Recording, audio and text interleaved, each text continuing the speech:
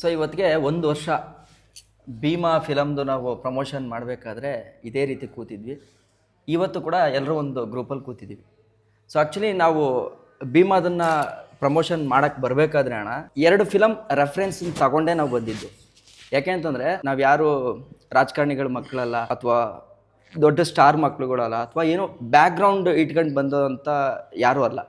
ನಾವೆಲ್ಲರೂ ಫ್ರೆಶ್ ಆಗಿ ಜೀರೋಯಿಂದ ಶುರು ಮಾಡಿದವರು. ನಮ್ಮನ್ನ ಜನ ಏನೋ ಇವ್ರ ಹತ್ರ ಇದೆ ಅಂತಂದ್ಬಿಟ್ಟು ನೋಡಿ ಇಷ್ಟಪಟ್ಟು ಬಂದಿದ್ದು. ಸೊ ನಾವು ಯೂಶ್ವಲಿ ಯಾವ ಥರ ಯೋಚನೆ ಮಾಡ್ತೀವಿ ಅಂತಂದರೆ, ನಮ್ಮನ್ನು ನೋಡಿಕೊಂಡು ಜನ ಓಕೆ ಇವ್ರು ಇನ್ಫ್ಲೂಯೆನ್ಸ್ ಮಾಡ್ತಾ ಇದ್ದಾರೆ, ನಾನು ಇದನ್ನು ಹೋಗಿ ಅಟೆಂಡ್ ಮಾಡಿದ್ರೆ ನನಗೇನೋ ಒಂದು ಸಿಗುತ್ತೆ ಅನ್ನೋ ಒಂದು ಭರವಸೆ ಇಟ್ಕೊಂಡು ಹೋಗ್ತಾರೆ. ಆ ಭರವಸೆನ ಸುಳ್ಳು ಮಾಡದೇ ಇರೋಂಗೆ ಒಂದು ಪ್ರಮೋಷನ್ ಮಾಡಬೇಕು ಅಂತ ಭೀಮಾಗಿ ನಾವು ಯೋಚನೆ ಮಾಡಿದಾಗ ಆಲ್ರೆಡಿ ಒಂದು ರೆಫರೆನ್ಸ್ ತೊಗೊಂಡಿದ್ವಿ, ಅದು ಸಲಗ. ಓ ಥ್ಯಾಂಕ್ ಯು. ಕರೆಕ್ಟ್ ಅಲ್ಲ? ಅಂದರೆ ಸಲಗಾದಲ್ಲಿ ನಮ್ಗೆ ಏನು ಆ ಫ್ರೆಶ್ ಕಂಟೆಂಟ್ ಸಿಕ್ಕಿತ್ತೋ ಓಕೆ, ಅದರಿಂದ ನಾವು ಇದನ್ನು ಮಾಡ್ಬೋದು ಅಂತ ಅನ್ಕೊಂಡ್ವಿ. ಯಾಕೆ ವಿಚಾರ ನಾನು ಹೇಳ್ತಾ ಇದ್ದೀನಿ ಅಂತಂದರೆ, ಇವತ್ತು ನಾವು ಇವಾಗ ಲ್ಯಾಂಡ್ ಲಾರ್ಡ್ ಕೂತಿದ್ದೀವಿ ಅಂತಂದರೆ ಈಗ 2 ರೆಫರೆನ್ಸ್ ನಮಗಿದೆ. ಸೊ ಅಣ್ಣ, ನಾನು ನಿಮ್ಗೊಂದು ಕ್ವಶನ್ ಕೇಳಬೇಕು. ನೀವು ಭೀಮಾಗೆ ನಮ್ಮನ್ನೆಲ್ಲ ಚೂಸ್ ಮಾಡಿದ್ರಲ್ಲ ಅಂತಂದರೆ ಈ ಹುಡುಗರ ಹತ್ರ ಮಾಡಿಸ್ಬೋದು ಅಂತ. ಹೌದು. ನಮ್ಮ ಟೀಮ್ ಬಗ್ಗೆ ಹೇಳೋದಾದರೆ ನೀವು ಯಾಕೆ ನಮ್ಮ ಟೀಮ್ನೇ ಸೆಲೆಕ್ಟ್ ಮಾಡ್ಕೊಂಡ್ರಿ? ಈಗ ಒಂದು ಒಳ್ಳೆ ಕಂಟೆಂಟ್ ಬಂದಾಗ ಅದು ಒಳ್ಳೆಯವ್ರ ಕೈಲಿ ಕೊಟ್ಟಾಗ ಮಾತ್ರ ಅದು ಬೆಳಗಕ್ಕೆ ಸಾಧ್ಯ. ಆ ಸ್ಥಾನ ನೀವು ಪಡ್ಕೊಂಡಿದ್ದೀರಾ. ಅಂದರೆ ಈಗ ನೀವು ಚೂಸ್ ಮಾಡಿದ್ದು ಕರೆಕ್ಟು, ಸಲಗ ಮಾಡಿದ್ದಾರೆ, ಸರಿ ಭೀಮಾ ಮಾಡೋಣ, ನಮಗದು ಅದ್ಭುತವಾದ ಯಶಸ್ಸಾಯಿತು. ಈಗ ಕರೆಕ್ಟು, ನೀವು ಅದು ಮಾಡಿದ್ದೀರಾ ಅಂದಮೇಲೆ ಈಗೇನೋ ಜವಾಬ್ದಾರಿಯಲ್ಲೇ ಮಾಡಿರ್ತೀರಾ ಅನ್ನೋದೊಂದು. ಎಲ್ಲದಕ್ಕಿಂತ ಹೆಚ್ಚಾಗಿ ನೀವ್ಯಾರೂ ಮನಿ ಮೈಂಡೆಡ್ ಅಲ್ಲ ಪಾಪ. ಈ ಕೆಟ್ಟ ಸಮಾಜದಲ್ಲಿ ನನಗೇನು ಕಿತ್ಕೊಂಡು ತಿನ್ನಲಿ ಅಂತಲೇ ಯೋಚನೆ ಮಾಡ್ತಾ ಇರ್ತಾರೆ ಯಾವಾಗಲೂ. ಹಿಂಗೆ ಬರ್ತಾ ಇರೋಂಗೆ ಯೋಚನೆ ಮಾಡ್ತಾ ಇರ್ತಾರೆ, ಇವಳೋ ಬರ್ತಾ ಇದ್ದಾಳೆ, ಸರಿ ಏನೆಲ್ಲ ನಾನು ದುಡ್ಡು ಕಬಳಿಸ್ಕೋಬೋದು, ಏನು ಮಾಡ್ಬೋದು ಅಂತ. ಅದೆಲ್ಲೂ ನಿಮ್ಮಲ್ಲಿ ಕಾಣಲಿಲ್ಲ ನನಗೆ. ನಿಸ್ವಾರ್ಥವಾಗಿದ್ದೀರಾ, ಅದಕ್ಕೆ ನಿಮ್ಗೆ ಯಾವಾಗಲೂ ಆ ಖುಷಿ, ನಿಮ್ಮಲ್ಲೇ ಒಂದು ಸಂತೋಷ ಇದೆ. ಒಂದು ಟೀಮೇ ಸಖತ್ತಾಗಿದೆ ನಿಮ್ಮದೆಲ್ಲನೂ. ಐ ರೆಸ್ಪೆಕ್ಟ್ ನಿಮ್ಮನ್ನೆಲ್ಲ ತುಂಬ. ಈಗ ಇಷ್ಟು ಜನ ನಾವು ಸೋಷಿಯಲ್ ಮೀಡಿಯಾ ಇನ್ಫ್ಲೂಯೆನ್ಸರ್ ಅಂತ ಬಂದಿದ್ದೀವಲ್ವಾ. ನನ್ನ ಕ್ವಶನ್ ಏನು ಅಂತಂದರೆ, ಒಂದು ಕಾಲದಲ್ಲಿ ಫಿಲಮ್ ಏನು ಬಜೆಟ್ ಆಗ್ತಾ ಇದ್ರೋ ಅದಕ್ಕಿಂತ ಫಿಲಮ್ ಪ್ರಮೋಷನ್ದು ಅನ್ನೋದಕ್ಕೆ ಏನಿದೆಯೋ ಅದಕ್ಕೆ ಅಷ್ಟು ಇದು ಮಾಡ್ತಾ ಇರಲಿಲ್ಲ. ಸೊ ಇವತ್ತಿನ ಅಳತೆಗೆ ಫಿಲಮು ಇಲ್ಲಿಂದ ಹೋಗಿ ಜನಕ್ಕೆ ಹೋಗಿ ತಲುಪಬೇಕು ಅಂತಂದಾದ್ರೆ ಪ್ರಮೋಷನ್ ಅನ್ನೋದು ತುಂಬ ಇಂಪಾರ್ಟೆಂಟ್ ಆಗಿದೆ. ಅದರಲ್ಲೂ ಎಸ್ಪೆಷಲಿ ಸೋಷಿಯಲ್ ಮೀಡಿಯಾ ನಿಜವಾಗ್ಲೂ ವರ್ಕ್ ಆಗುತ್ತಾ? 100% ವರ್ಕ್ ಆಗುತ್ತೆ. ನಾನು ಯಾವಾಗಲೂ ಎಲ್ರಿಗೂ ಒಂದೇ ಹೇಳೋದು, ಸೋಷಿಯಲ್ ಮೀಡಿಯಾ ಅನ್ನೋದು ಇವತ್ತು ತುಂಬ ಪವರ್ಫುಲ್ ಆಗಿದೆ. ಅದನ್ನು ತುಂಬ ಒಳ್ಳೆ ರೀತಿಯಲ್ಲಿ ಉಪಯೋಗಿಸ್ಕೊಂಬಿಡೋಣ. ಮತ್ತು ಡೆವಲಪ್ಮೆಂಟ್ ಬಗ್ಗೆ ಯೋಚನೆ ಮಾಡೋಣ. ಇವತ್ತು ಅದ್ರದ್ದೇನು ನಾವೇನು ಡೆವಲಪ್ ಮಾಡ್ಬೋದು, ಅದು ಯಾವಾಗಲೂ ತುಂಬ ನನಗೆ ಕಾಡೋ ವಿಷಯ. ನಾನು ಎಲ್ಲವನ್ನೂ ಅಬ್ಸರ್ವ್ ಮಾಡ್ತೀನಿ. ಕೆಲವರು ನಾನು ಇದರಲ್ಲಿ ಏನೋ ಸಂಪಾದನೆ ಮಾಡ್ಬೋದು ಅಂತ ನೆಗೆಟಿವ್ ಮಾಡೋದು ಏನಿಲ್ಲ, ಮತ್ತೆ ನೆಗೆಟಿವಿಟಿನ ಸಂಪಾದನೆ ಮಾಡ್ಕೋತಾ ಇರ್ತೀವಿ ನಾವು ನಮ್ಮೊಳಗೆ. ಅದು ಯಾರಿಗೂ ಬೇಡ ಅನಿಸುತ್ತೆ ನನಗೆ. ಬಟ್ ಕೆಲವರು, ನೀವುಗಳು ಸುಮಾರು ಜನ ಇದ್ದಾರೆ, ಅವ್ರು ಬರೀ ಪಾಸಿಟಿವಿಟಿ ಮಾತಾಡ್ತಾರೆ. ಅವ್ರಿಗೆ ಅದ್ರ ವ್ಯಾಲ್ಯೂ ಗೊತ್ತು, ಸೋಷಿಯಲ್ ಮೀಡಿಯಾದ ವ್ಯಾಲ್ಯೂ ಗೊತ್ತು. ಇಲ್ಲಿ ಎಲ್ಲೋ ಒಂದು ಕಡೆ ನಾನು ಕಾಣಿಸ್ಕೊಂಡ್ಬಿಡ್ತೀನಿ, ನಾನು ಮಾತಾಡ್ತೀನಿ ಅಂತ ನೀವು ಯಾರೂ ಮಾತಾಡಲ್ಲ.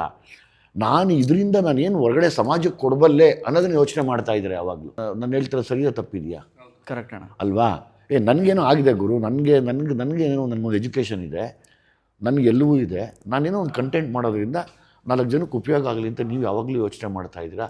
ಕೆಲವು ಚಾನಲ್ಗಳು ಯೋಚನೆ ಮಾಡ್ತಾ ಇದ್ದಾರೆ. ಸೊ ಹಂಗಾಗಿ ಸೋಷಿಯಲ್ ಮೀಡಿಯಾ ಇವತ್ತು ಪ್ರಮೋಷನ್ಗೆ ತುಂಬ ಇಂಪಾರ್ಟೆಂಟ್. ಪಕ್ಕ ಅಂದರೆ ವರ್ಕ್ ಆಗಿದೆ, ಆಗುತ್ತೆ ಕೂಡ. ಅದು ಪ್ರಾಪರಾಗಿ ಮಾಡ್ಕೊಂಡು ಹೋಗೋದು. ಈಗ ಅಣ್ಣ, ನನಗೆ ಇದೊಂದು ಪರ್ಸ್ನಲ್ ಕ್ವಶನ್ ಇದು. ಮೇ ಬಿ ಅದು ಎಲ್ಲೂ ಹೊರಗಡೆ ಹೇಳಿರ್ತಿರೋ ಇಲ್ವೋ ಗೊತ್ತಿಲ್ಲ.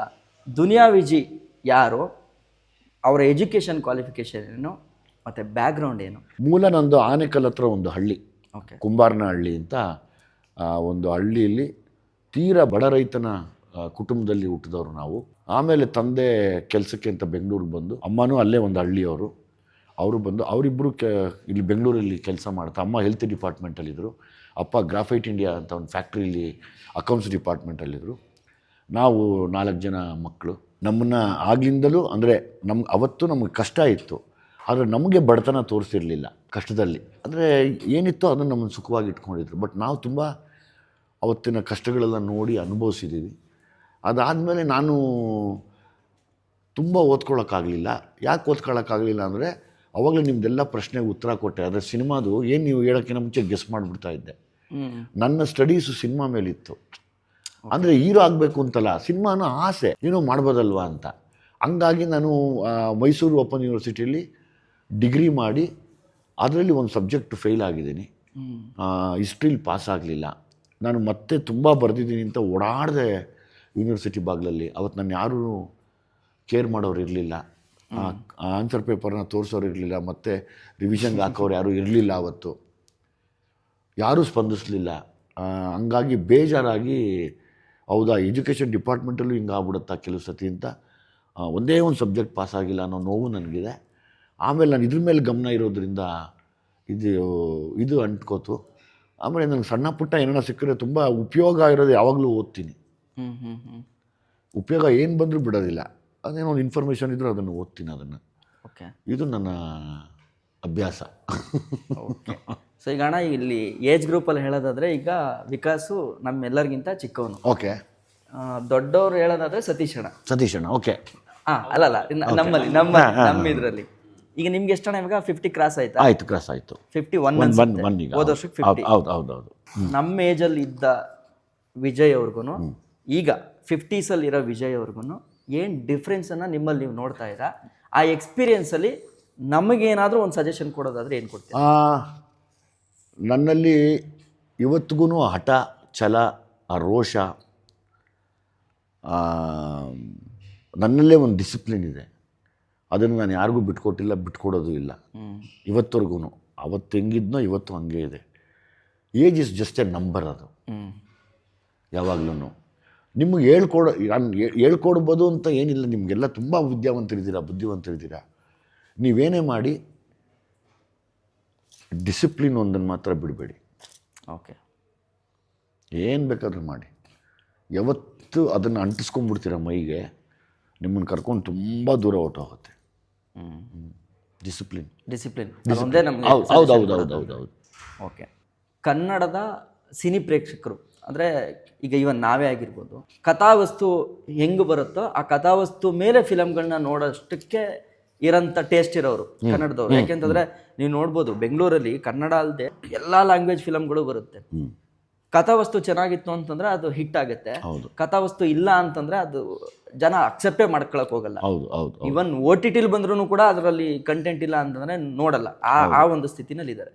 ಈಗ ನೀವು ಯಾವುದಾದ್ರೂ ಒಂದು ಫಿಲಮ್ನ ಇವಾಗ ಸೆಲೆಕ್ಟ್ ಮಾಡ್ಕೊತಾ ಇದ್ದೀರಾ, ರೀಸೆಂಟ್ ಡೇಸಲ್ಲಿ ಏನು 3 ಹಿಟ್ಗಳು ಅಂದರೆ ಎಲ್ಲ ಬರ್ತಾ ಇದ್ದಾವಲ್ಲ, ಅದರಲ್ಲೆಲ್ಲವೂ ಕೂಡ ಒಂದು ನೆಲದ ಕತೆ ಇರ್ತಿತ್ತು. ಹೌದು. ಸೊ ಈ ನೆಲದ ಕತೆ ಈಗ ನೀವು ಲ್ಯಾಂಡ್ ಲಾರ್ಡ್ ಹೇಳ್ತಾ ಇದ್ದೀರಲ್ಲ, ಇದನ್ನ ಚೂಸ್ ಮಾಡ್ಕೊಳ್ಳೋಕ್ಕೆ ಕಾರಣ ಏನು? ಆ್ಯಂಡ್ ಒಂದು ಫಿಲಮ್ಗೆ ನೆಲದ ಕತೆ ಅನ್ನೋದು ಒಬ್ಬ ಹೀರೋಗೆ ಏನೇನನ್ನ ತಂದು ಕೊಡುತ್ತೆ ಪ್ಲಸ್ ಆಗಿ? ಒಂದು ತುಂಬ, ನಾನು ರೈತರ ಮನೆ ಹುಡುಗ ಆಗಿರೋದ್ರಿಂದ, ರೈತರ ಕುಟುಂಬದಿಂದ ಬಂದಿರೋದ್ರಿಂದ ಅವತ್ತು ರೈತರ ಕಷ್ಟ ಮತ್ತು ಇವತ್ತಿಗೂ ಕೂಡ ಅನುಭವಿಸ್ತಾ ಇರೋ ಕಷ್ಟ, ಎಲ್ಲ ರೈತರು, ರೈತ ಕುಟುಂಬದವರು, ಅವರ ವಿಚಾರವಾಗಿ ಒಂದು ಒಳ್ಳೆ ಕಂಟೆಂಟ್ ಕತೆ ಹೇಳ್ತೀವಿ ಅಂತ ಜಡೇಶ್ ಹೇಳಿದಾಗಲೇ ನನಗೆ ಫಸ್ಟ್ ಖುಷಿ ಆಯ್ತು. ನಾನು ಮಾಡ್ತೀನಿ ಇದನ್ನು. ನಾನು ನಮ್ಮ ಊರಲ್ಲಿ ನೋಡಿದ್ದೀನಿ ಸುಮಾರು ಜನ ಏಜ್ ಆಗಿರೋರು, ನಮಗೆ ಬುದ್ಧಿ ಬಂತಲ್ಲ ಆಗ ಒಂದು 80+ ಬದುಕಿರೋರು ನಾನು ಕಣ್ಣಾರೆ ನೋಡಿದ್ದೀನಿ. ಅವತ್ತು ಆಮೇಲೆ ಕೇಳಿ ಆ ಸಾವು ಅನ್ನೋದು ಎಷ್ಟು ಚೆನ್ನಾಗಿತ್ತು ಅಂತ ನಾನು ಹೇಳ್ತೀನಿ. ಅವ್ರದ್ದೆಲ್ಲನೂ 80+, 90+ ಇದ್ರಲ್ಲ, ಅವರೆಲ್ಲ ಈ ಥರ ಜುಟ್ಟು ಬಿಡೋರು. ಹೌದು. ನಾನು ನೋಡಿದ್ದೀನಿ ಅವ್ರ ಮೈ ಮೇಲೆ ಒಂದು ಇದನ್ನು ಮಾತ್ರ ಕಟ್ಕೊಳ್ಳೋರು, ಕಚ್ಚೆ ಒಂದು ಕಟ್ಕೊಂಡು ಆರಾಮಾಗಿ ಒಂದು ಕಡ್ಡಿ ಹಿಡ್ಕೊಂಡು ಕೈಯಲ್ಲಿ ಸುಮ್ಮನೆ ನಡ್ಕೊಂಡು ಹೋಗೋರು, ಇಷ್ಟು ದಪ್ಪ ಇರೋರು. ಅವಾಗೆಲ್ಲ ಹೆಂಗಿತ್ತು ಅಂದರೆ 60 ವರ್ಷ ಆದ್ರೂ ಗಟ್ಟಿ ಮುಟ್ಟಿಗೆ ಓಡಾಡ್ತಾ ಇರೋರು, 70 ಆಗ್ತಾರಂಗೆ ಒಂದು ಚೂರು ಸ್ಪೀಡ್ ಕಡಿಮೆ ಆಗಿರೋದು, 80 ಆಯಿತು ಅಂದಾಗ ಒಂದು ಕಡೆ ಸುಮ್ಮನೆ ದಣದು ಕೂತ್ಕೊಳ್ಳೋರು, 80 ಮೇಲೆ ಅವರು 90 ಒಳಗಡೆ ಕೂತ್ಕೊಂಡ್ಬಿಟ್ಟ ಅವನು ಅನ್ನೋರು, ಮೂಲೆ ಸೇರಿಬಿಟ್ಟ ಅನ್ನೋರು. ಅದಾದಮೇಲೆ ಎಲ್ಲ ಆದಮೇಲೆ ಮೂಲೆ ಸೇರಿಬಿಟ್ಟು ಮನೇಲೇ ಇರೋರು. ಅದಾದಮೇಲೆ ತನ್ನ ಜಗಲಿ ಮೇಲೆ ಹಾಕೋರು, ಆ ಜಗಲಿ ಮೇಲೆ ಒಂದಷ್ಟು ತಿಂಗಳುಗಳ ಕಾಲ ಇದ್ದು ಅವ್ರ ಜೀವ ಬಿಡೋರು. ಅಷ್ಟು ಚೆನ್ನಾಗಿ ಅಂದರೆ ಆ ಪ್ರೊಸೆಸ್ಗಳೆಲ್ಲ ಸಖತ್ತಾಗಿದ್ವು. ಜನ ಅವ್ರು ಪ್ರಿಪೇರ್ ಆಗೋಕ್ಕೆ ಶುರುವಾಗೋರು. ಓ ಇವನು ಜೀವ ಬಿಡ್ತಾನೆ ಪಾಪ ಇವತ್ತು, ಅಥವಾ ಈಕೆ ಜೀವ ಬಿಡ್ತಾರೆ. ಅಷ್ಟು ಪ್ರೊಸೆಸ್ ನಾವು ಕಣ್ಣಾರೆ ನೋಡಿದ್ದೀವಿ. ಇವತ್ತು ಹಂಗಲ್ಲ. 20 ವರ್ಷದ ಹುಡುಗ ಇಲ್ಲ, 32 ವರ್ಷದ ಹೆಣ್ಮಗು ಸತ್ತೋಯ್ತು, ಇನ್ಯಾರೋ ಓಡ್ತಾ ಇದ್ದವನು 40 ಇಯರ್ಸ್ ಅವ್ನಿಗೆ ಹಾರ್ಟ್ ಅಟ್ಯಾಕ್ ಆಗೋಯ್ತು. ಇದೆಲ್ಲ ನೋಡಿದಾಗ ನನಗೆ ಒಂದೇ ಅನಿಸಿದ್ದು, ಸುಮ್ಮನೆ ಔಟ್ ಆಫ್ ದ ಬಾಕ್ಸ್ ಹೇಳ್ತೀನಿ, ಅವತ್ತು ಅವರೆಲ್ಲ ಏನು ಮಾಡಿದರು ಅಂದರೆ, ಅವ್ರಿಗೆ ಯಾವುದೂ ಫೆಸಿಲಿಟಿ ಇಲ್ಲ, ಸೈಕಲ್ ಸಮೇತ ಇಲ್ಲ, ಎಲ್ಲವೂ ನಡೆದಾಡ್ತಿದ್ರು. ನಥಿಂಗ್ ಬಟ್ ಕಾರ್ಡಿಯೋವ್ಯಾಸ್ಕ್ಯುಲರ್ ಎಕ್ಸಸೈಸ್ ಆಗೋದು ಅವ್ರಿಗೆ. ಅದನ್ನು ನಾವು ಯಾರೂ ಮಾಡ್ತಾ ಇಲ್ವಾ ಅಂತ ಭಯ ಬಂದ್ಬಿಡುತ್ತೆ ನನಗೆ. ಕರೆಕ್ಟ್. ಇಷ್ಟೂ ನಾನು ನೋಡ್ಬಿಟ್ಟಿದ್ದೀನಿ. ಇನ್ನೊಂದು ಕ್ವಶನ್ ಅಣ್ಣ, ನಾನೊಬ್ಬ ಅಡ್ವೊಕೇಟ್ ಆಗಿರೋದ್ರಿಂದ ಕೇಳ್ತೀನಿ. ಅಪ್ಪ, ಈಗ ನೀವು ಏನು ಇವಾಗ ಕತೆಗಳು, ಈಗ ಒಂದಷ್ಟು ಕಥಾವಸ್ತುಗಳನ್ನ ತಗೊಂಡಿದ್ದೀರೋ ಅಂತಂದರೆ ಅದು ಸೋಷಿಯಲ್ ಓರಿಯೆಂಟೆಡು, ಫೀಲ್ಡಲ್ಲಿ ಆಗೋಂಥ ಒಂದು ಎಫೆಕ್ಟ್ಗಳ ಬಗ್ಗೆ ಬಿಂಬಿಸಿದ್ದೀರಾ. ಓಕೆ, ನಾನು ಇದನ್ನು ಚೂಸ್ ಮಾಡ್ಕೊಬಾರ್ದು ಅಂತ. ಎಲ್ಲೋ ಒಂದು ಸಲ ನಾವು ಭೀಮಲ್ಲಿ ಬಂದಾಗ ಜ್ಞಾಪಕ ಇದೆಯಾ ನಿಮಗೆ, ಇವರೊಂದು ಹೇಳಿದ್ರಲ್ಲ, ನಾನು ಒಂದು ಕತೆನ ಚೂಸ್ ಮಾಡ್ಕೊಬೇಕು ಅಂದ್ಕೊಂಡಿದ್ದೀನಿ, ಅದು ತುಂಬ ಇಷ್ಟ, ನಾನೊಬ್ಬ ಲಾಯರ್ ಆಗಿ ಆ್ಯಕ್ಟ್ ಮಾಡೋ ಥರದ ಒಂದು ಕಂಟೆಂಟ್, ಒಂದು ಸೂಪರ್ ಕಂಟೆಂಟ್ ಇದೆ ಈಗ. ಏನೇನೋ ಯೋಚನೆ ಮಾಡ್ತಾ ಇದ್ದೀನಿ. ಅಂದರೆ ನಾನು ಅದೇನು ಕೇಳಿದೆ ಅಂತಂದರೆ, ಈಗ ಆಲ್ಮೋಸ್ಟ್ ಇದನ್ನು ಸೇರಿಸಿದ್ರೆ ಹೌದೌದು, ಮೂರು ಕೂಡ ಫೀಲ್ಡಲ್ಲಿ ನಡೆಯೋ ಒಂದು ಅನ್ಯಾಯದ ಮೇಲೆ ಹೌದು ಜನಗಳು ನಾವು ಇದರಿಂದ ದೂರ ಹೆಂಗಿರಬೇಕು ಅಂತ ಹೇಳೋದಾದ್ರೆ, ನಿಜ. ನೆಕ್ಸ್ಟು ಇದನ್ನ ದಾಟಿ ನೆಕ್ಸ್ಟ್ ಹೋಗೋದಲ್ಲಿಗೆ ನ್ಯಾಯಾಲಯಕ್ಕೆ. ಹೌದು. ಆ ಸಬ್ಜೆಕ್ಟ್ ಮೇಲೆ ನಿಮ್ಗೆ ಮಾಡಬೇಕು ಅಂತ ಅನ್ಸಿದ್ದು ಯಾಕೆ? ಮಾಡಬೇಕು ಅಂತ ಹೋದ್ಸಲ ಹೇಳಿದ್ರೆ ಅಂದರೆ ಈಗ ನಮ್ಮಲ್ಲೇ ಬದಲಾವಣೆ ಆಗೋಕ್ಕೆ ಶುರುವಾಗುತ್ತಲ್ಲಪ್ಪ. ಅಂದರೆ ಈ ಎಕ್ಸ್ಪೀರಿಯನ್ಸ್ಗಳ ಮಧ್ಯೆ ನಾನು ಹಿಂಗಲ್ಲ, ನಾನು ಹಂಗೇನೋ ಮಾಡಬೇಕು ಅಂತ ಪ್ರತಿಯೊಬ್ಬರು ಯೋಚನೆ ಮಾಡ್ತೀವಿ. ಹಂಗೆ ನಾವು ಪಾತ್ರ ಮಾಡೋರು ನಮ್ಗನ್ಸುತ್ತೆ, ನಾವು ಹಿಂಗಲ್ಲ, ಒಂದು ದೊಡ್ಡ ಅಡ್ವೊಕೇಟ್ದೊಂದು ಕ್ಯಾರೆಕ್ಟರ್ ಮಾಡಬೇಕು, ಎಷ್ಟು ಮಹತ್ವ ಇದೆ ಆ ಪಾತ್ರಕ್ಕೆ. ಅಂದರೆ ಒಂದು ಅನ್ಯಾಯದ ವಿರುದ್ಧ ನಿಂತು ನ್ಯಾಯ ಕೊಡಿಸೋದು ಎಷ್ಟು ದೊಡ್ಡ ಮಾತಲ್ವಾ ಅದು. ಅಂದರೆ ದೇವ್ರಿದ್ದಾನೆ ಅನ್ನೋದಕ್ಕೆ ಡಾಕ್ಟ್ರು, ಲಾಯರ್ಗಳು ತುಂಬ ಕಾರಣ ಆಗ್ತಾರೆ, ಕೋರ್ಟು, ಅವೆಲ್ಲವೂ ನ್ಯಾಯ, ಆರೋಗ್ಯ, ಹೌದು, ಎರಡೂ ಬೇಕು. ಎರಡೂ ಇದ್ದಾಗಲೇ ಚೆನ್ನಾಗಿ. ನಾನು ಅದನ್ನು ತುಂಬ ಇಷ್ಟಪಡ್ತೀನಿ. ಯಾವಾಗ ಎಕ್ಸ್ಪೆಕ್ಟ್ ಮಾಡ್ಬೋದಣ್ಣ ಆ ಫಿಲಮ್? ಗೊತ್ತಿಲ್ಲ, ಅದು ಕತೆಗಳು ಕ್ರ್ಯಾಕ್ ಮಾಡ್ತಾ ಇದ್ದೀವಿ. ನನಗೆ ತುಂಬ ಅಂದರೆ ಲೈಕ್ ತುಂಬ ವಿಶೇಷತೆ ಇದೆ ಅಂದಾಗ ಖಂಡಿತವಾಗ್ಲೂ ನಾನು ಮಾಡ್ತೀನಿ. ಗೊತ್ತಿಲ್ಲ, ನನಗೆ ಯಾವುದೊಂದು ಕತೆ ಮಾಡಬೇಕು ಅಂತ ಆಸೆ ಇದೆ. ಒಂದು ಅಡ್ವೊಕೇಟ್ ಇದನ್ನು ಬರೆದು, ನನಗೆ ಆ ತಮಿಳಲ್ಲಿ ಬಂದಂಥ ಜೈ ಭೀಮ್ ಸೂರ್ಯ ಬಾ ಏನು ಮಾಡಿದಾರಪ್ಪ ಸ್ವಾಮಿ, ನಿಜವಾಗ್ಲೂ ಆ ಥರದ್ದು ಏನೋ ಒಂದು ಕತೆ ಮಾಡಬೇಕು ಅಂತ ಆಸೆ ನನಗೆ. ಒಟ್ನಲ್ಲಿ ಆದಷ್ಟು ಬೇಗ ಎಕ್ಸ್ಪೆಕ್ಟ್ ಮಾಡ್ಬೋದು. ಮಾಡ್ಬೋದು ಅಂದರೆ ಎಲ್ಲ ಒಂದೊಂದೇ ಸ್ಕ್ರ್ಯಾಚ್ ಮಾಡ್ತಾ ಇದ್ದೀವಿ, ಮಾಡ್ತೀನಿ. ಓಕೆ, ಈಗ ಅಣ್ಣ ಒಂದು ಹೀರೋ ಅಂತಂದರೆ, ಈಗ ಆಲ್ರೆಡಿ ನಾವು ಮಾತಾಡಿದ್ವಿ, ಒಂದು ಹೀರೋ ಅಂತಂದರೆ ಬೆಳ್ಳಗಿರಬೇಕು, ಫುಲ್ಲು ಸ್ಮಾರ್ಟ್ ಲುಕ್ಕು, ಹಂಗೆ ಹಿಂಗೆ ಅಂತೆಲ್ಲ ಕಾಣಬೇಕು. ಈಗ ನಾವು ನೋಡ್ದಂಗೆ ಈಗ ಕನ್ನಡ ಇಂಡಸ್ಟ್ರಿಗೆ ಹೀರೋ ಅಂತ ಆ ಪಟ್ಟಿ ತಗೊಂಡಾಗ ಆ ಪಟ್ಟಿನಲ್ಲಿ ನೀವು ಬರ್ತೀರ. ಎಲ್ಲೋ ಒಂದು ಕಡೆ ನಮ್ಮ ವರ್ಣ ಅಂದರೆ ಕಲರ್, ನಾವು ಕಪ್ಪಗಾಗಿರೋದು, ಈಗ ಎಷ್ಟೋ ಜನ ನೋಡ್ಕೊಳ್ಳೋರು ಅನ್ಕೊಬೋದು, ಅಂದರೆ ಅವ್ರವ್ರದ್ದೇ ಕ್ಷೇತ್ರದಲ್ಲಿ ನಾನು ಕಪ್ಪಗಿದ್ದೀನಿ ಅಥವಾ ನನಗೆ ಇದು ಪಾಸಿಟಿವ್, ಇದು ನೆಗೆಟಿವ್ ಅಂತ ಅಂದ್ಕೊಂಡು ತಮ್ಮನ್ನು ತಾವು ಹಿಂದಿಕ್ಕೆ ಅಂತಾರಲ್ಲ, ಅಂಥವ್ರಿಗೆ ಲೆವೆಲಲ್ಲಿ ಇರೋದ್ರಿಂದ ಅದು ನಿಮಗೆ ಎಫೆಕ್ಟ್ ಆಗಿದೆನಾ ಸಿನಿಮಾ ಇಂಡಸ್ಟ್ರಿನಲ್ಲಿ? 100% ಆಗಿದೆ. ಅಂದರೆ ನಮ್ಮನ್ನು ಫಸ್ಟ್ ನಾನು ನೋಡಿದ ತಕ್ಷಣವೇ ಒಂದು ಸೈಡ್ಗೆ ಎತ್ತಿಟ್ಬಿಟ್ರು ಕಲರಿಂದ, ಕಪ್ಪಗಿದ್ದಾರೆ ಅಂತ. ಹಂಗಾಗಿ ಬಟ್ ನನ್ನ ಹಾರ್ಡ್ ವರ್ಕು ಜನ ಕೈ ಹಿಡಿದ್ರು. ಈಗ ನಿನಗೆ ನಾನು ಬೇಡ, ಆದರೆ ನೋಡೋರ್ಗೆ ನಾನು ಬೇಕಾಯಿತು. ಓಕೆ, ನಿನಗೆ ನಾನು ಅಸ್ಪೃಶ್ಯನ ಥರ ಕಾಣ್ತೀನಿ, ಆದರೆ ನೋಡೋರಿಗೆ ನಾನು ತುಂಬ ಸ್ವಚ್ಛವಾಗಿದ್ದೀನಿ. ಅದು ನನ್ನನ್ನು ಇವತ್ತವರೆಗೂ ನನ್ನನ್ನು ಕಾಪಾಡಿರೋಂಥ ಅಭಿಮಾನಿಗಳಿದಾರಲ್ಲ, ನನ್ನ ಸಿನಿಮಾ ನೋಡೋರು, ಅವ್ರಿಗೆ ಎಷ್ಟು ಥ್ಯಾಂಕ್ಸ್ ಹೇಳಬೇಕು ನಾನು ಅಲ್ವಾ? ಇವಾಗ ನಿನಗೆ ನಾನು ಬೇಡ ಅಂದಾಗ ಅವರು ನನ್ನ ಕೈ ಹಿಡಿದ್ರಲ್ಲ, ಬಾ ನಾವಿದ್ದೀವಿ ಅಂತ. ಅದು ಆ ಪ್ರೀತಿ ಮತ್ತು ಅದು ಗೊತ್ತೇ ಆಗಲ್ಲ, ಅದೇನು ಅಂತಲೇ ಗೊತ್ತಿಲ್ಲ. ಅದೊಂದು ಮ್ಯಾಜಿಕ್ ಕೂಡ ಆಗ್ಬೋದು, ಅದೊಂದು ದೊಡ್ಡ ಆಶೀರ್ವಾದ ಅನ್ಬೋದು, ಅದೊಂದು ದೊಡ್ಡ ಶಕ್ತಿ ಅಂತ ಹೇಳ್ಬೋದು. ಒಟ್ಟು ಜನ ಕೈ ಹಿಡಿತಾರೆ ಅಂದರೆ ಜನಗಳು ಪಾಲ್ಗೋದಾಗ ಅದು ಕಲರು ಅವೆಲ್ಲ ಮ್ಯಾಟ್ರ್ ಆಗಲ್ಲ, ಯಾವುದು ಮ್ಯಾಟ್ರ್ ಆಗಲ್ಲ. ನಾವು ಅಷ್ಟೇ, ನಾವಿಲ್ಲಿದ್ದಾಗ ಅಷ್ಟೇ ಹಂಗೆ ಅನ್ಸೋದು, ಅವ್ನು ಕಪ್ಪಗಿದ್ದಾನೆ, ಅವ್ನು ಹಂಗೆ, ಇವ್ನು ಬೆಳ್ಳಗಿದ್ದಾನೆ, ಹಿಂಗೆ ಅವನು ದಪ್ಪಗಿದ ನನಗೆ ಅಲ್ಲ. ಕಂಟೆಂಟು ಮತ್ತು ಟ್ಯಾಲೆಂಟು, ಮ್ಯಾಟ್ರ್. ಹಾರ್ಡ್ ವರ್ಕು, 3 ಇದ್ದರೆ ಅಲ್ಲಿ ಯಾರಿಗೂ ಸೋಲಿಲ್ಲ. ನಿಮ್ಮ ಲೈಫಲ್ಲಿ ಅಣ್ಣ, ಯಾಕಂದರೆ ಈಗ ನಮಗೆ ಎಷ್ಟೋ ಕಷ್ಟಗಳು ಬರುತ್ತೆ. ಈಗ ನನಗೇನಾದ್ರು ಕಷ್ಟ ಬಂದರೆ ನಾನು ಸತೀಶ್ ಅಣ್ಣನಿಗೆ ಫೋನ್ ಮಾಡ್ತೀನಿ, ಟಿಕೆಗೆ ಫೋನ್ ಮಾಡ್ತೀನಿ, ಕೇಳ್ಕೊತೀನಿ ನಾನು. ಓಕೆ ನನಗೆ ಹಿಂಗೆ ಆಗ್ತದೆ, ಏನು ಮಾಡಲಿ ಅಂತ ಕೇಳ್ತೀನಿ. ಸೊ ನಿಮಗೆ ಆ ಥರ ಕಷ್ಟ ಅಂತ ಬಂದಿರೋದು ಯಾವುದು? ಆ್ಯಂಡ್ ಈ ಥರ ಕಷ್ಟಗಳು ಬಂದಾಗ ಯಾರಿಗೆ ಒಂದು ಫೋನ್ ಮಾಡಿ ಕೇಳ್ತೀರಾ? ನನಗೆ ಜಾಸ್ತಿ ಕಷ್ಟಗಳೇ ಬಂದಿರೋದು. ಕಷ್ಟಗಳು ಮತ್ತು ಆಪಾದನೆಗಳೇ ತುಂಬ ಬಂದಿರೋದು. ನನಗೆ ನಾನೇ ಪ್ರಶ್ನೆ ಮಾಡಿಕೊಂಡು ನಾನು ನಂಬಿರೋ ಗುರುನ ಕೇಳಿಬಿಡ್ತೀನಿ. ಒಂದು ಸಿಗ್ನಲ್ ಕೊಡ್ತಾರೆ, ಆ ಸಿಗ್ನಲ್ ಹೊಟ್ಟೋಗ್ತೀನಿ ಮುಂದಕ್ಕೆ, ಅಲ್ಲಿಂದ ಬಚಾವಾಗಿಬಿಟ್ಟಿರ್ತೀನಿ. ಒಟ್ಟು ಕ್ಲಿಯರ್ ಆಗುತ್ತೆ ನಿಮಗೆ? ಕ್ಲಿಯರ್ ಆಗಿಬಿಡುತ್ತೆ, ಅದು ಇದಾಗಲ್ಲ. ಆಗಲ್ಲ. ಇಲ್ಲಿವರೆಗೂ ಬಂದಿರುತ್ತೆ, ಕಾಪಾಡ್ಕೊಂಡ್ಬಿಡುತ್ತೆ ಅದು. ಪ್ರತಿ ಸರಿನೂ ಹಂಗೆ ಆಗಿದೆ. ಅಂದರೆ ಪ್ರತಿಯೊಬ್ಬರನ್ನೂ ಕಾಯೋ ಯಾವುದೋ ಒಂದು ಶಕ್ತಿ ಇದೆ. ಆ ಶಕ್ತಿ ನಮ್ಮನ್ನು ವಾಚ್ ಮಾಡ್ತಾನೆ ಇರುತ್ತೆ.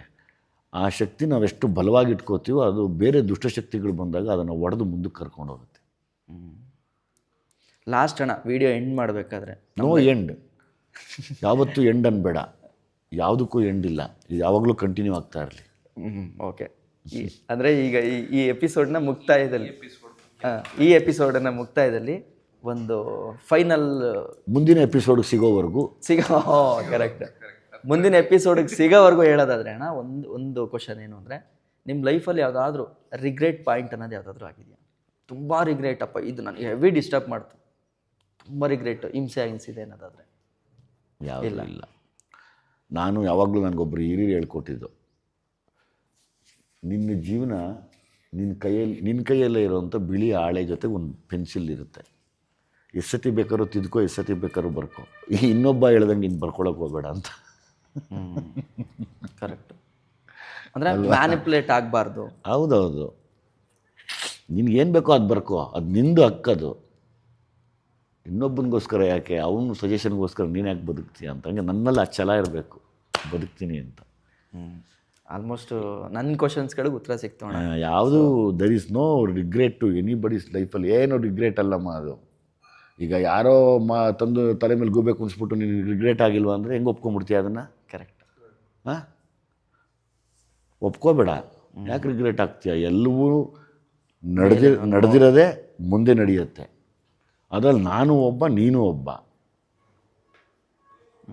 ದಿವಸ ಬದಲಾದಂಗೆ ಯೋಚನೆಗಳು ಬದಲಾಗತ್ತೆ, ಯೋಚನೆಗಳು ಬದಲಾದಂಗೆ ಬದಲಾವಣೆ ಬೇಕು ಅನಿಸುತ್ತೆ. ಏನು ತಪ್ಪೋದ್ರಲ್ಲಿ? ಕರೆಕ್ಟ್ ಅಲ್ವಾ? ಅವೆಲ್ಲ ಯಾರು ಇದು ಮಾಡ್ಕೋಬೇಡಿ, ಆರಾಮಾಗಿರಿ. ನಮ್ಮ ಬದುಕು ನಮ್ಮ ಕೈಯಲ್ಲಿದೆ. ಏನು ಬೇಕೋ ಅದು ಬರ್ಕೊಳ್ಳಿ, ಬೇಡವಾ ಅಳಿಸಿ ಮತ್ತೆ ಬರ್ಕೊಳ್ಳಿ. ಹಂಗೆಲ್ಲ ಬರ್ಕೊಂಡಿದ್ದಕ್ಕೆ ಸೈಂಟಿಸ್ಟ್ಗಳು ಬಲ್ಬ್ ಕಂಡುಹಿಡಿದಿದ್ದು, ಟೆಲಿಫೋನ್ ಕಂಡುಹಿಡಿದಿದ್ದು, ಏರೋಪ್ಲೇನ್ ಕಂಡುಹಿಡಿದಿದ್ದು, ಎಷ್ಟು ಸರಿ ಅವ್ರು ಬರೆದು ಫಾರ್ಮುಲಾಗಳು ಹಾಳು ಇದಾಗಿಲ್ಲ. ಕರೆಕ್ಟ್. ಪ್ರತಿ ತಪ್ಪುಗಳು ಆಗೋದು ಸರಿಗೋಸ್ಕರನೇ. ಏನು ತಪ್ಪಿಲ್ಲ. ಸೋಲೆ ಗೆಲುವಿನ ಮೆಟ್ಟಲು 100% ಹೋಗ್ತಾ ಇರಬೇಕು ಹೊಡ್ಕೊಂಡು. ನಿಮ್ಗೇನಾದ್ರು ಕ್ವಶನ್ಸ್ ಇದೆಯಾ ಲಾಸ್ಟಲ್ಲಿ?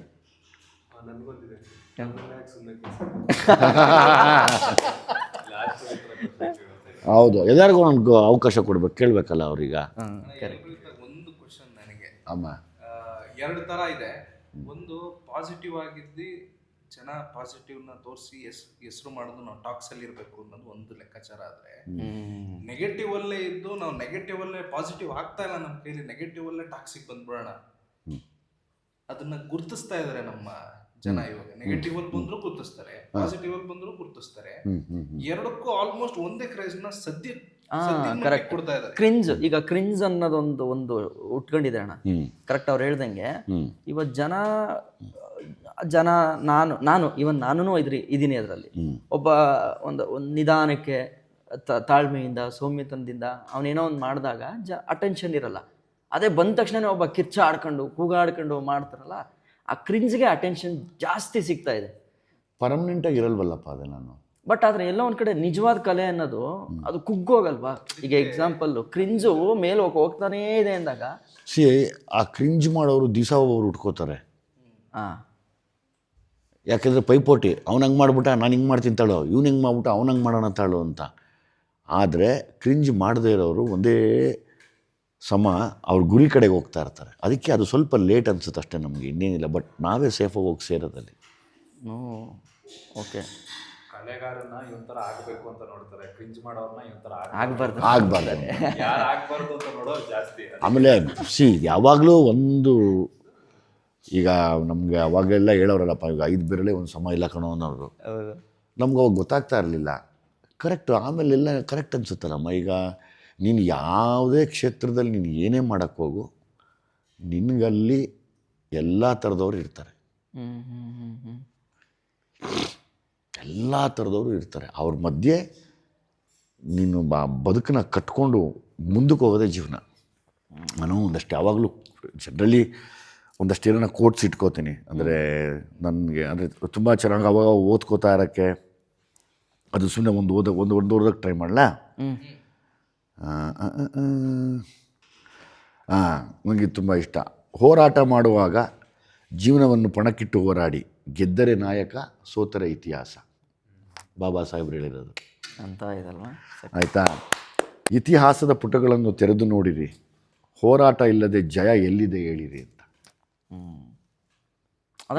ಅಂದರೆ ನೀವು ಡೌನ್ ಆದಾಗೆಲ್ಲ ಅದು ಆ ಥರದ್ದು ನೋಡ್ತಾ ಇರ್ತೀವಿ. 100% ನೋಡ್ತೀನಿ ಗುರು. ಇದೇ ನಮಗೆ ಮೆಡಿಸನ್ನು. ಇದಕ್ಕೆಲ್ಲ ನಾವು ಅಡಿಕ್ಟ್ ಆಗಿರ್ತೀವಿ. ಯಾವತ್ತೂ ಒಂದು ಮಾತಿದೆ, winners never loose, losers never win ಅಂತ. ಸೊ ಪ್ರತಿ ಸರಿ ಗೆಲ್ಲವನು ಯಾವಾಗಲೂ ಏನೇ ನೀನು ಹೊಡೆದ್ಬಿಟ್ರು ನಾವು ಬೇರೆ ಥರನೇ ಯೋಚನೆ ಮಾಡ್ತಾನೆ ಇರ್ತಾನೆ. ಇದು ಎಷ್ಟು ಚೆನ್ನಾಗಿದೆ ನೋಡು. ಶಿಕ್ಷಣವು ಹುಲಿಯ ಹಾಲಿನಂತೆ, ಅದನ್ನು ಕುಡಿದವರು ಗರ್ಜಿಸಲೇಬೇಕು. ಕುರಿ ಕೋಳಿಗಳನ್ನು ಬಲಿ ಕೊಡುತ್ತಾರೆಯೇ ಹೊರತು ಹುಲಿ ಸಿಂಹಗಳನ್ನಲ್ಲ. ಹಾಗಾಗಿ ಹುಲಿ ಸಿಂಹಗಳಂತೆ ಬಾಳಿರಿ ಅಂತ. ಅಲ್ವಮ್ಮ? ಚೆನ್ನಾಗಿದೆ. ಈ ಥರದ್ದೆಲ್ಲ ಏನೇನೋ ಇದೆಲ್ಲ ಈ ಥರದ್ದೇನೋ ಮೋಟಿವೇಶ್ನಲ್ ಥಿಂಗ್ಸು, ಎನರ್ಜಿ ಇರೋವಂಥದ್ದನ್ನೇ ನಾನು ಯಾವಾಗಲೂ ನೋಡ್ತೀನಿ, ಇಷ್ಟಪಡ್ತೀನಿ. ಅದೇ ನನ್ನ ಗೆಲುವಿನ ಸೂತ್ರ. ಬಿದ್ದೋಗಲ್ಲ, ಫಸ್ಟ್ ಹಿಂದೆ ಹೋಗಿ ನೋಡ್ತೀನಿ, ಯಾಕೆ ಇದಾಯಿತು ಅಂತ. ಆಮೇಲೆ ಲೆಕ್ಕಾಚಾರದಲ್ಲಿ ಮುಂದಕ್ಕೆ ಬರ್ತೀನಿ ತಿರ್ಗಿ. ಸೂಪರ್ ಅಣ್ಣ. ಆಲ್ಮೋಸ್ಟ್ ಎಲ್ಲ ಮಾತಾಡಿ ಖುಷಿ ಆಯಿತು. ಕೆಲವೊಂದು ಸರ್ ಕೇಳಿ. ಈಗ ಆಲ್ಮೋಸ್ಟ್ ನೀವು ಸಿನಿಮಾ ಇಂಡಸ್ಟ್ರಿಗೆ ಬಂದು ಹೀರೋ ಆಗಿ 20 ವರ್ಷ ಆಯಿತು. ಅದಕ್ಕಿಂತ ಹಿಂದೆನೂ ಇದ್ರಿ ಸಿನಿಮಾ ಇಂಡಸ್ಟ್ರಿ. ಹಾಂ, ಹೌದೌದು. ಈಗ ಸಮಯ ಕಳೀತಾ ಇದೆ. ನಾವು ಆಲ್ಮೋಸ್ಟ್ ಎಲ್ಲರಿಗೂ ಸಾವು ಅನ್ನೋದು ಇದ್ದೇ ಇದೆ. ನಿಮಗೆ ಆ ಸಮಯ ಕಳೆದಂಗೆ ಏನಾದರೂ ಭಯ ಸ್ಟಾರ್ಟ್ ಆಗ್ತಾ ಇದೆಯಾ? ಭಯಾನ? ನನಗೆ ಅದು ಗೊತ್ತೇ ಇಲ್ಲ. ಅಂದರೆ ಈಗ ಒಂದು ಏಜು ನಮ್ದು ಇದನ್ನ ಪಾರ್ ಮಾಡ್ಕೊಂಡು ಹೋಗ್ತಾ ಇದ್ದೀವಿ ಅಂದಾಗ, ನಾನು ಡ್ರಾಪ್ ಆಗ್ತಾ ಇದ್ದೀನಿ, ನಾನು ಡೌನ್ ಆಗ್ತಾ ಇದ್ದೀನಿ, ಯಾರೋ ಒಬ್ರು ಬಂದು ಇದು ಮಾಡ್ತಿದ್ದಾರೆ, ಆ ಥರ ಏನಾದ್ರು ಆಲೋಚನೆಗಳು ಬರ್ತಾವೆ ನಿಮಗೆ? ಯಾವತ್ತೂ ಇಲ್ಲ ನೋಡಿ. ಅದನ್ನು ನಿಮ್ಗೊಂದು ಹೇಳ್ಕೊಡ್ತೀನಿ. ಪ್ರತಿದಿನ ಅದನ್ನು ಸ್ವಾಗತಿಸಿ. ಯಾಕೆಂದರೆ ಅದು ಯಾವಾಗ ಬರುತ್ತೆ ಅಂತಲೇ ಗೊತ್ತಿಲ್ವಲ್ಲ. ಭಯ ಯಾಕೆ ಪಡ್ತೀರಾ? ಅದನ್ನು ಸ್ವಾಗತಿಸೋವನಿಗೆ ಭಯ ಇರಲ್ಲ ಅಲ್ವಾ? ಯೂತ್ಸ್ಗೆ ಈ ಥರ ಏನಾದರೂ ವಿಷಯಗಳು ಹೇಳ್ಬೇಕು ಅಂತ ಅಂದರೆ, ಈಗ ನೋಡಿ, ನಾನು ಇದನ್ನ ಯಾಕೆ ಈ ವಿಷಯ ತಗೊಂಡೆ ಅಂತ. ತುಂಬ ಚೆನ್ನಾಗಿದೆ ನೀವು ಕೇಳಿದ ಪ್ರಶ್ನೆ ಅಲ್ವಮ್ಮ. ಈಗ ಯಾವತ್ತೂ ಅದನ್ನು ಸ್ವಾಗತಿಸಿ. ಅದು ಬರೋದು ಗ್ಯಾರಂಟಿ. ಯಾವಾಗ ಬರುತ್ತೆ ಅಂತ ಗೊತ್ತಿಲ್ಲ. ನೀವು ಭಯ ಪಡಿ, ಪ್ರತಿದಿನ ಸಾಯ್ತಾ ಇರ್ತೀರ. ಭಯ ಪಟ್ಕೊಂಡು ಕೂತ್ಕೊಂಡ್ರೆ ಅದನ್ನು ಫ್ರೀಯಾಗಿ ಬಿಡಿ. ಬಾಗುರು ನಿಂದು, ಅದು ನನ್ನ ಕೆಲಸ ಅಲ್ಲ, ನಿನ್ನ ಕೆಲಸ ಅಂತ. ಈಗ ನಾವು ಒಂದು 20ರಿಂದ 30-40 ವರ್ಷದವರೆಗೂ ಅಂದ್ಕೊಳ್ಳಿ, ಒಂದು ನಮ್ಮೊಳಗೊಂದು ಎನರ್ಜಿ ಇರುತ್ತೆ. ಅಂದರೆ ನೀವೇ ನಿಮ್ಮ ಸಿನಿಮಾದಲ್ಲಿ ನೋಡುವಾಗ ಪಲ್ಟಿ ಹೊಡಿತಿದ್ರಿ, ಫೈಟ್ ಮಾಡಿ. ಇವಾಗಲೂ ಹಂಗೆ ಹೊಡಿತೀನಿ ನಾನು. ಮೊನ್ನೆ ಭೀಮಾಲ್ ಹೊಡೆದಿದ್ದೀನಿ. ಈಗಲೂ ಆಕ್ಷನ್ ಮಾಡ್ತೀರಾ? ಈಗಲೂ ಮಾಡ್ತೀನಿ. ಈಗ ಈ ವಿಚಾರಕ್ಕೆ ಬಂದಾಗ, ಹೌದು, ಎನರ್ಜಿ ವಿಚಾರಕ್ಕೆ ಬಂದಾಗ, ಈ ಏಜ್ ಫ್ಯಾಕ್ಟ್ರಲ್ಲಿ ಯಾವ ಏಜ್ ಗ್ರೂಪ್ ಟೈಮಲ್ಲಿ ಜಾಸ್ತಿ ಎಫರ್ಟ್ಸ್ ಹಾಕಬೇಕು ಅಂತ ನಿಮ್ಗೆ ಅನ್ಸುತ್ತೆ ಹುಡುಗರು? ಸರ್, ಪ್ರತಿದಿನ ಎಫರ್ಟ್ ಹಾಕಬೇಕು. ಯಾವುದೇ ಏಜ್ ಆಗಲಿ ಎಫರ್ಟ್ ಹಾಕಬೇಕು. ಯಾಕೆ? ನಿಮಗೆ 100 ವರ್ಷ ಬದುಕಿರೋರಿಲ್ವಾ ಅಲ್ವಾ? 105 ವರ್ಷ ಬದುಕಿರೋರಿಲ್ವಾ? 110 ವರ್ಷ ಬದುಕಿರೋರಿಲ್ವಾ? ನೀವು ಎಫರ್ಟ್ ಹಾಕಿದ್ರೆ ತಾನೇ ಏನಾನ ಮುಂದುವರಿಯೋಕ್ಕೆ ಸಾಧ್ಯ. ಎಫರ್ಟೇ ಹಾಕದೇ ಇದ್ದರೆ, ನನಗೆ ಗೊತ್ತಿರೋ ಹಾಗೆ ನನಗೆ ಯಾವುದ್ರದ್ದು ಭಯ ಇಲ್ಲ. ಈಗ ನೀವು ಆ ಏಜ್ ಅಲ್ದೇ ಈಗ ಈ ಏಜಿಂದ ನೀವು ಸ್ಟಾರ್ಟ್ ಮಾಡಿದ್ರಿ ನಿಮ್ಮ ಕೆರಿಯರ್. ನನಗೆ ಫಸ್ಟ್ ಆಫ್ ಆಲ್ ಇನ್ನೂ ಎನರ್ಜಿ ಡೌನೇ ಆಗಿಲ್ವಲ್ಲ. ಕೆರಿಯರ್ ಈಗ ಸ್ಟಾರ್ಟ್ ಮಾಡಿದ್ರೆ ಏನೂ ಮಾಡೋಕ್ಕಾಗಲ್ಲ. ಸರ್, ಈಗ ತುಂಬ ಒಳ್ಳೆ ಪ್ರಶ್ನೆ ಕೇಳ್ತಾ ಇದ್ದೀರ ನೀವು. ನಿಮ್ಗೆ ಅವಕಾಶ ಸಿಕ್ಕಿದಾಗ ಅದನ್ನು ಉಪಯೋಗಿಸ್ಕೋಬೇಕು ಒಳ್ಳೆ ರೀತಿಯಲ್ಲಿ ಅಲ್ವರಾ? ಈ ಟೈಮಲ್ಲಿ ಸಿಕ್ಕಿತ್ತು ಅಂದರೆ ಇವಾಗ ಸಿಗೋಂಥ ಅನುಕೂಲಗಳನ್ನ ಇಟ್ಕೊಂಡು ಸಿನಿಮಾ ಮಾಡ್ತಿದ್ದೆ. ಪ್ರತಿಯೊಬ್ಬನಿಗೂ ಒಂದೊಂದು ಅವಕಾಶ ಕೊಡ್ತಾನೆ ದೇವರು. ನಾನು ಅದೇ ಹೇಳೋದು, ಯಾವಾಗ ಋಣ ಯಾವಾಗ ಬರೆದಿರ್ತಾನೆ ಗೊತ್ತಿಲ್ಲ. ಮೊನ್ನೆ ಪಾಪ ಒಂದು ತಿಥಿ ಅಂತ ಒಂದು ಸಿನಿಮಾ ಮಾಡಿ ಇಬ್ಬರು ಏಜ್ಡ್ ಅವರು ಆ ಬಿಫೋರ್ ಡೆತ್ ಸೂಪರ್ ಸ್ಟಾರ್ ಆದ್ರು ಅವರು. ಅಲ್ಲಿಂದನೂ ಫೇಮ್ ಸಿಕ್ತಲ್ಲ ಅಂತ. ಯಾಕೆಂದರೆ ನಿಮ್ಮ ಈ ಲ್ಯಾಂಡ್ ಲಾರ್ಡಲ್ಲಿ ಇದನ್ನು ನೋಡಿದಾಗ ಹಾಂ ನನಗೆ ನಿಮ್ಮ ಹಿಂದಿನ ಸಿನಿಮಾಗಳನ್ನು ನೋಡಿರೋದು ಎಲ್ಲ ಒಂದೊಂದೇ ಇವ್ರು ಹೇಳಿದ್ರು, ಟಿಪಿಕಲ್ ಅವ್ರು ಹೇಳಿದ್ರು, ನಾವು ಒಂದೊಂದು ಸಿನಿಮಾ ಮಾಡೋದು ಒಂದೊಂದು ಮಗು ಮಾಡ್ದಂಗೆ. ಹೌದು, ಆದರೆ ಹುಟ್ಟ ಪ್ರತಿಯೊಂದು ಮಗುನೂ ಒಂದೇ ಥರ ಇರಲ್ಲ ಅಂತ. ನಿಜ, ತುಂಬ ದೊಡ್ಡ ಮಾತದು. ಹೌದು ಹೌದು ಹೌದು ಹೌದು. ಈಗ ಇದರಲ್ಲಿ ನೀವು ಏಜ್ ಫ್ಯಾಕ್ಟ್ರನ್ನ ಅಂದರೆ ಒಂದು 50 ಮೇಲಿರೋ ಒಂದು ಕ್ಯಾರೆಕ್ಟರ್ನ ರೋಲ್ ಪ್ಲೇ ಮಾಡಿದ್ರೆ ಇದರಲ್ಲಿ. ಹೌದು, ನಾನು ಯಾಕಂತ ಕೇಳಿದೆ ಅಂದರೆ ಈ ಏಜಲ್ಲೂ ಯಾರು ನಮ್ದು ಏಜ್ ಮುಗೀತು ನಾನು ಹೀರೋ ಆಗಬೇಕು ಅಂದ್ರೆ ಇದೇ ಏಜಲ್ಲಿ ಆಗಬೇಕು ಅನ್ನೋದು ಏನಿಲ್ಲ ಸರ್. ನೀವು ಯಾವುದೇ ಹಾಲಿವುಡ್ಡಲ್ಲಿ ನೋಡಿ ಅವ್ನು ಹೀರೋ ಆಗೋದೇ 40 ಮೇಲೆ. ವೆರಿ ಯಂಗ್ ಹೀರೋಸ್ ಇಲ್ಲ, ಬೇಕಾದ್ರೆ ಅಬ್ಸರ್ವ್ ಮಾಡಿ ನೋಡೋಣ ನೀವು. ಜೇಮ್ಸ್ ಬಾಂಡ್ ಎಲ್ಲ 45 ಆದಮೇಲೆ ತೊಗೋತಾ ಇದ್ದಿದ್ದು ಜೇಮ್ಸ್ ಬಾಂಡ್ಸ್ನೆಲ್ಲ. ಆ ಮೆಚುರಿಟಿ ಬೇಕು ಅಂತ. ನೀವು ಆ್ಯಕ್ಟಿಂಗ್ ಕೋರ್ಸ್ ಏನಾದ್ರು ಮಾಡಿದ್ರೆ? ಇಲ್ಲ ಸರ್, ಸಮಾಜನೇ ಕಲಿಸ್ತು. ನಿಮ್ಮದೊಂದು ಆ್ಯಕ್ಟಿಂಗ್ ನನಗೆ ತುಂಬ ಇಷ್ಟ ಇದರಲ್ಲಿ. ಯಾವುದು ಸರ್? ಅಂದರೆ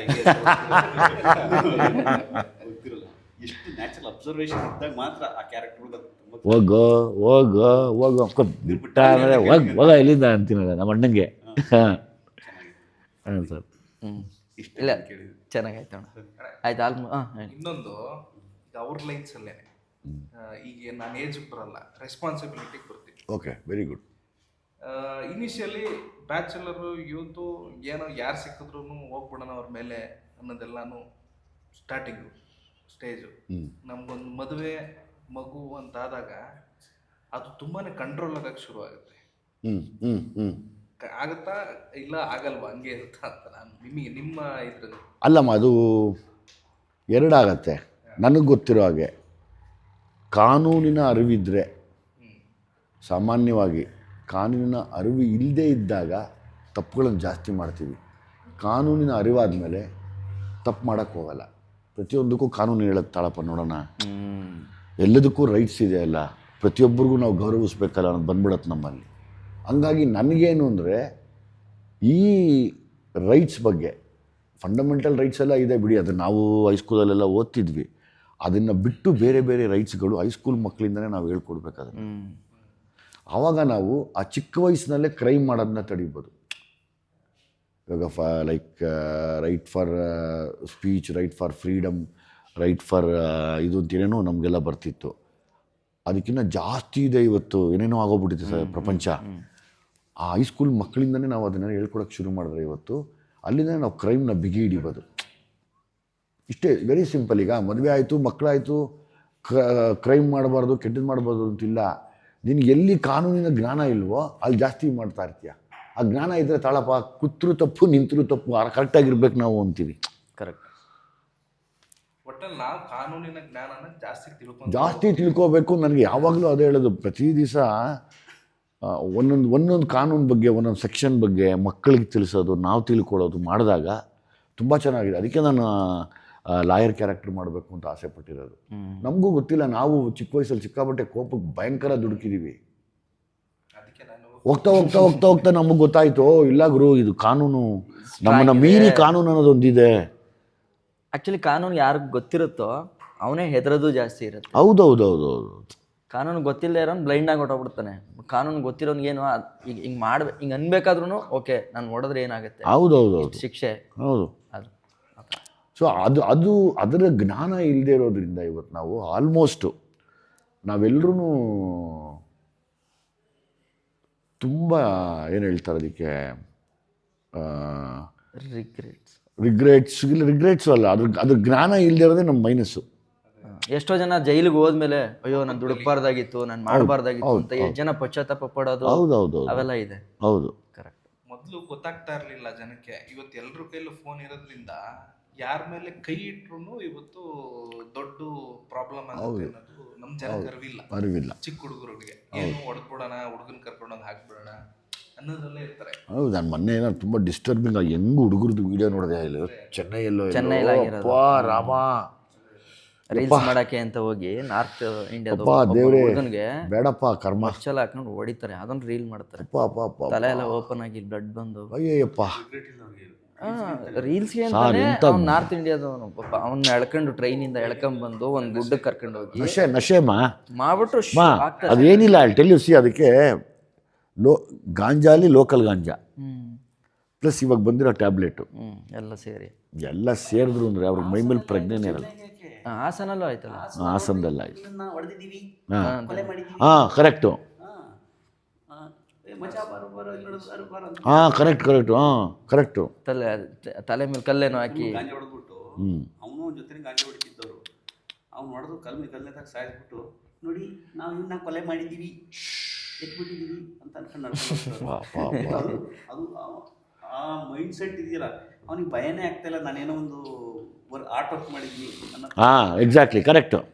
ಏನೋ ಅಚೀವ್ ಮಾಡಿದ್ದೀನಿ ಲೈಫಲ್ಲಿ ಏನೋ ಒಂಥರ ಏನೋ ಒಂದು ಲೈಫಲ್ಲಿ ಅಚೀವ್ಮೆಂಟ್ ನಮ್ಮದು ಹಾಳಾದ್ದು ಪೊಲೀಸರು ಆ ಮಾತ್ರೆ ಮತ್ತು ಈ ಕಡಿಮೆಗೆ ಸಿಗೋ ಗಾಂಜಾ ಇದಿಷ್ಟು ಇಡೀ ಸಮುದ್ರ ಯೂತ್ಸ್ನೇ ಹಾಳು ಮಾಡಿ ಕೆಡಿಸ್ತಾ ಇದೆ. ಏನೋ ಒಟ್ಟಲ್ಲೆಲ್ಲ ಒಳ್ಳೊಳ್ಳೆ ವಿಚಾರಗಳು ಡಿಸ್ಕಷನ್ ಆಯಿತು. ಖುಷಿ ಆಯಿತು. ನನ್ನಲ್ಲಿ ಕೆಲವೊಂದು ಡೌಟ್ ಇತ್ತು ಅಣ್ಣ, ಅದನ್ನು ಕ್ಲಿಯರ್ ಮಾಡಬೇಕಿತ್ತು. Thank you. ಅದನ್ನು ಮಾಡ್ಕೊಂಡಂಗೆ ಆಯಿತು. ಆ್ಯಂಡ್ ಜೊತೆಗೆ 23ನೇ ತಾರೀಕು ಲ್ಯಾಂಡ್ ಲಾರ್ಡ್ ಫಿಲಮ್ ಬರ್ತಾಯಿದೆ. ನಾವು ಫಸ್ಟಿಂದ ಯಾವಾಗ ಹೇಳಿದ್ರು ಕಥಾವಸ್ತು ನಾವಂತೂ ಹಂಗೆ ಅಣ್ಣ. ನಮಗೆ ಈಗ ಆಲ್ರೆಡಿ ಹೇಳ್ದಂಗೆ 3 ಅವರ್ ಫಿಲಮ್ ನೋಡ್ತೀವಿ ಅಂತಂದರೆ ನನಗೆ ಅಟ್ಲೀಸ್ಟ್ ಎಂಟರ್ಟೈನ್ಮೆಂಟ್ ಸಿಗಬೇಕು. ಸಿನಿಮಾ ಅನ್ನೋದು ನನ್ನ ಲೆಕ್ಕದಲ್ಲಿ ಹೇಳೋದಾದರೆ ಕನಸಿನ ಲೋಕ.